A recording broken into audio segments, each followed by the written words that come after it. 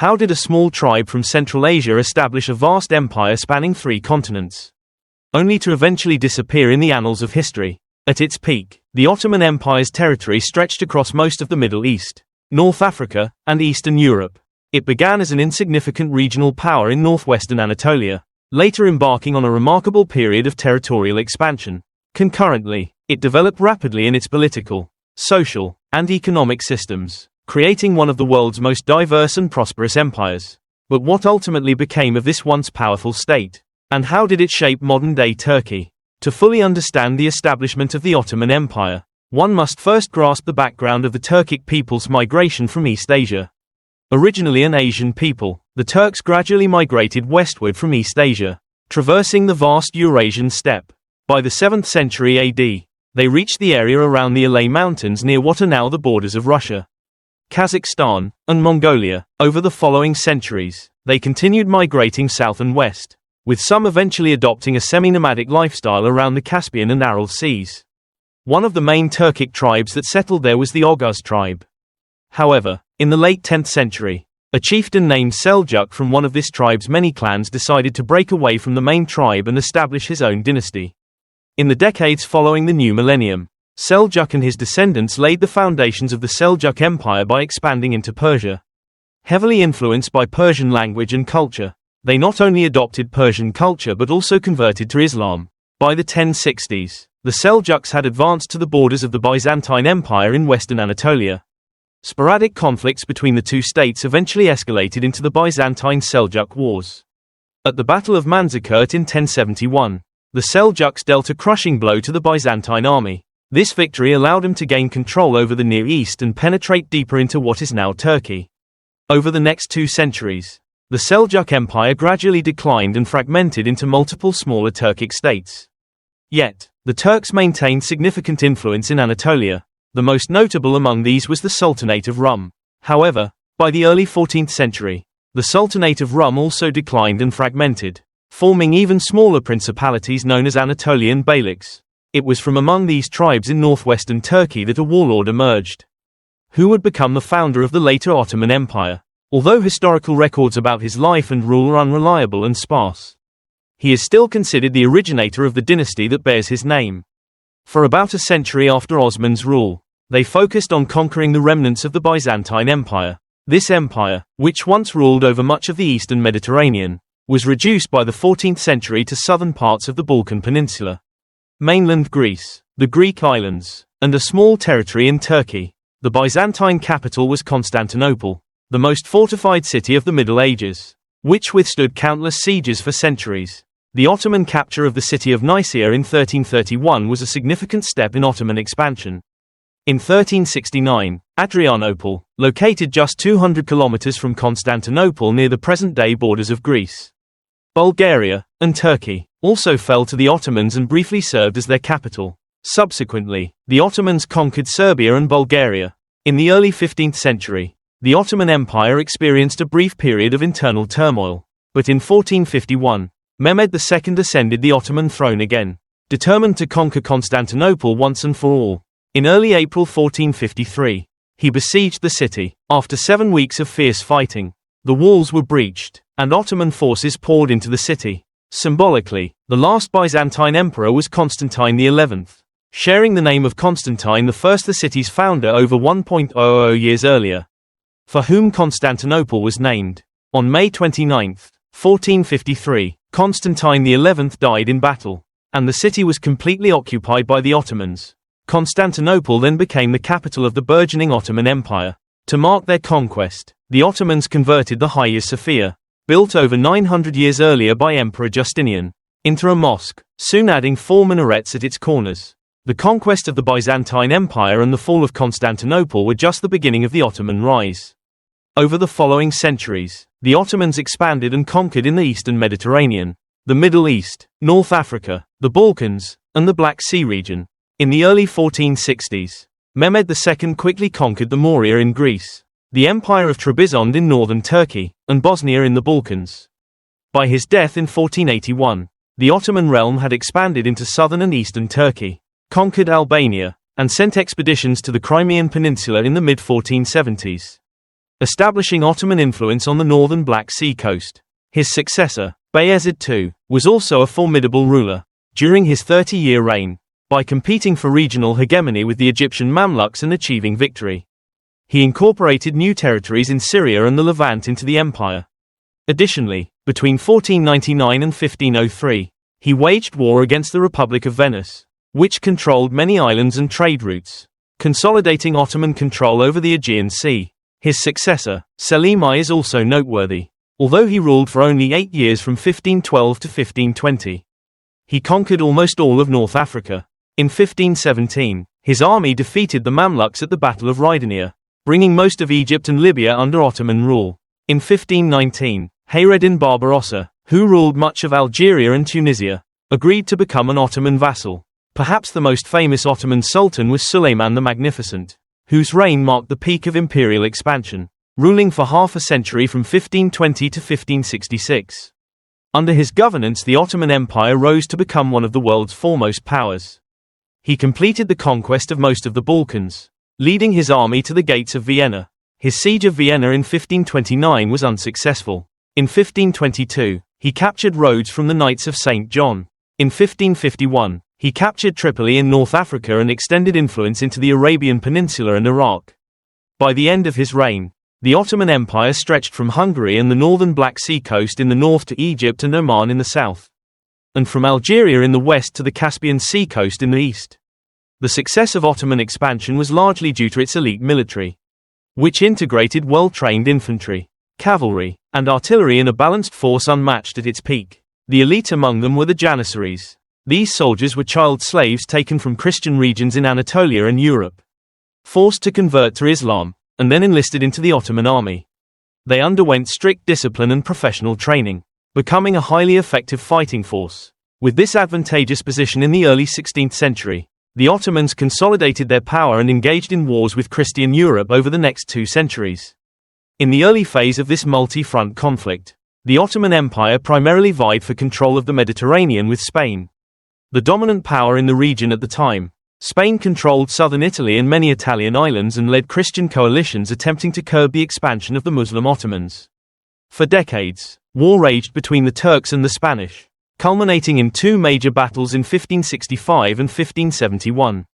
The first was the Great Siege of Malta, where the Ottomans attempted to capture Malta from the Knights of St. John. Decades earlier, the Knights, having lost Rhodes, were given Malta by the Spanish crown as compensation. The siege ended in Ottoman failure. In 1571, another Christian coalition led by Spain dispatched a large fleet against the Ottoman Empire, further halting its Mediterranean expansion. The Battle of Lepanto occurred off the coast of northwestern Greece, involving over 400 ships and 130,000 men. Once again, the Ottomans were defeated, although this victory made Christian nations realize the Ottoman threat could be contained to some extent. From the Ottoman perspective, this setback merely shifted their expansion focus to other parts of Europe. Since defeating the Hungarians at the Battle of Mohawks in 1526, the Ottoman Empire had come tantalizingly close to complete control of Central Europe.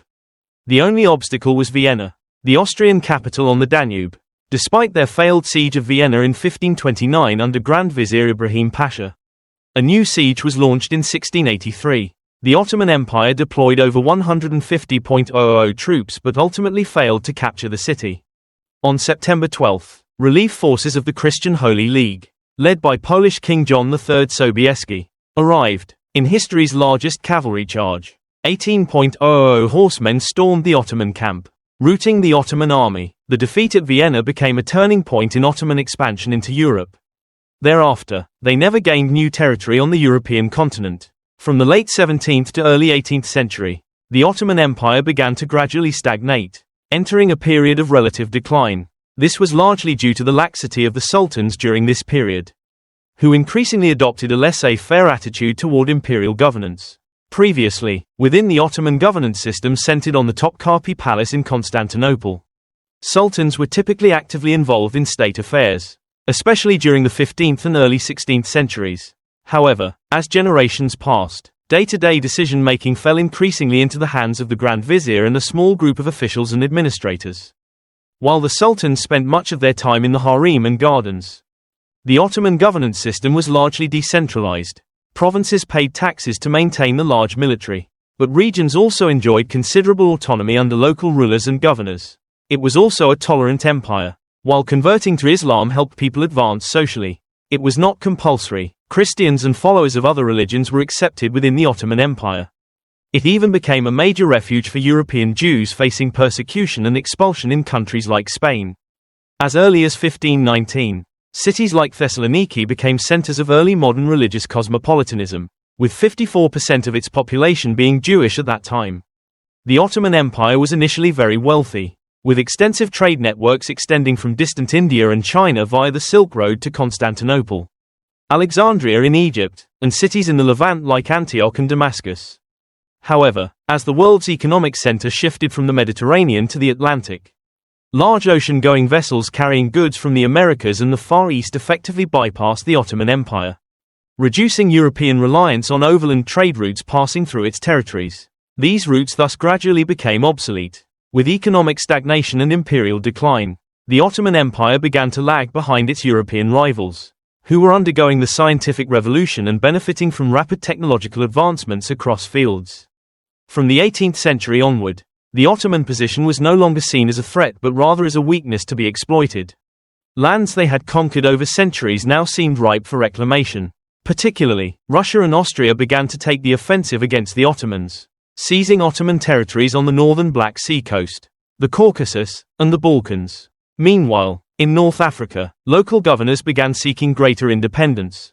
By the late 18th century, Algeria, Tunisia, Tripolitania, and Egypt had effectively become sovereign regions, nominally still part of the Ottoman Empire. The situation became more severe in the 19th century. The Ottoman Empire was dubbed the sick man of Europe. As early as 1804, the Serbian uprising directly shook Ottoman control over the Balkans. Over the following decades, the empire continued to fragment. The Greek War of Independence broke out in 1821, and by 1829, Greece became an independent nation. Britain, France, and Russia, eager to weaken Ottoman influence in the region for their own interests, provided economic and military support to Greece. A year later, France invaded Algeria, completely ending nominal Ottoman rule there and beginning to establish a colony. Throughout the 19th century, especially in the 1850s, Russia sought to accelerate Ottoman decline further by expanding into Ottoman territories around the Black Sea. Unlike before, when Western Christian states would join wars against the Ottomans, Britain and France this time did not wish for the Ottoman Empire to collapse entirely. Partly to maintain the European balance of power and prevent any single nation from controlling too much territory or wielding excessive influence. Thus, they joined the war in defense of the Ottoman Empire. Victory in the Crimean War provided the declining Ottomans with a much-needed respite. However, during the 1860s-1880s, multiple new states emerged from Ottoman provinces in the Balkans. Romania and Serbia declared independence, and Bulgaria gained increasing autonomy. The Austro-Hungarian Empire and Russia again launched sustained offensives against the Ottomans, seizing their territories in the Balkans and the Caucasus. By the early 1910s, Italy seized Libya from the Ottoman Empire. Albania declared independence, and European powers began discussing the partition of the Ottoman Empire's remaining territories. This relentless decline caused concern among the younger generation in the Ottoman Empire, many of whom called for political reforms to mitigate the empire's decline and potentially revive it after 200 years of stagnation. Central to this movement were the Young Turks. This group hoped to replace the centuries-old sultanate and ministerial governance system with a modern constitutional monarchy, establishing Western-style parliaments and civil services. In 1908, they launched a revolution, successfully ushering in a period of constitutional government. However, the Young Turks were a loose political coalition of liberals, intellectuals, and more conservative elements including the military, making governance by consensus impossible. From the 1908 revolution through the 1910s, internal political turmoil persisted within the Ottoman Empire, further hastening its collapse. The end of the Ottoman Empire resulted from intertwined internal and external factors, closely linked to the outbreak of World War I. Prior to this, the Ottomans had avoided involvement in the two major military alliances formed by European powers in the late 19th and early 20th centuries. When war broke out in 1914, the Ottomans saw it as an opportunity to counter a century of Russian expansion and thus decided to join the side of Germany, Austria-Hungary, and Italy, becoming part of the Central Powers. The Ottoman fate in the war was mixed. On one hand, they achieved a major victory against the ill-conceived Gallipoli campaign launched by British and Anzac forces. But in the Middle East and Levant, the Arab Revolt of 1916 to 1918, aided by British officer T. E. Lawrence, caused them to lose most of those territories. The empire also had a darker, more brutal episode during the war, the genocide against Armenians starting in 1915. Estimated to have caused 1.5 million deaths. Overall, the war was a disaster for the Ottoman Empire. Like Germany and Austria-Hungary, the Ottoman Empire could not sustain the war effort. By 1918, its armies collapsed on multiple fronts. After World War I ended, the victorious Allied powers, Britain, France, Greece, and Italy, which switched sides in 1916, occupied most of the Ottoman lands and began considering its post-war future. The Ottoman Empire's remaining territories in the Levant and the Middle East were partitioned between Britain and France, becoming mandates under their respective empires. The Ottoman Empire was thus confined to the core area of present-day Turkey. But even the territorial integrity of this area was soon threatened by Greek and Italian territorial claims. Greece sought to annex lands where its people had lived in Byzantine and ancient Greek times, while Italy sought control of islands like Rhodes as compensation for its participation in the war. All this eventually sparked an uprising in May 1919 against the Allied occupation of Ottoman lands. This conflict, known as the Turkish War of Independence, lasted 4 years and ultimately led to the birth of the modern Turkish state and the end of the Ottoman Empire. Early in the war, the remnant Ottoman government in Constantinople chose to cooperate with the Allies in an attempt to preserve what little remained of the empire. Their opponents were Turkish nationalists, led by former Ottoman General Mustafa Kemal Ataturk, who controlled much of central Turkey. Initially, the nationalists suffered significant military losses as Greek and other Allied forces advanced inland. However, between 1921 and 1922, the Turkish nationalists resisted fiercely, gradually driving the Greeks and other Allied forces out of mainland Turkey. A favorable armistice was successfully reached in October 1922. The following year, under Ataturk's leadership, the Grand National Assembly in Ankara was recognized as the legitimate government of Turkey. The signing of the Treaty of Lausanne formally recognized the independence of the modern Republic of Turkey. Officially ending the war, the capital was moved from Constantinople to Ankara. Thus, the Ottoman Empire, which had ruled parts of the Middle East, North Africa, and Eastern Europe for over 600 years, was formally abolished and ceased to exist.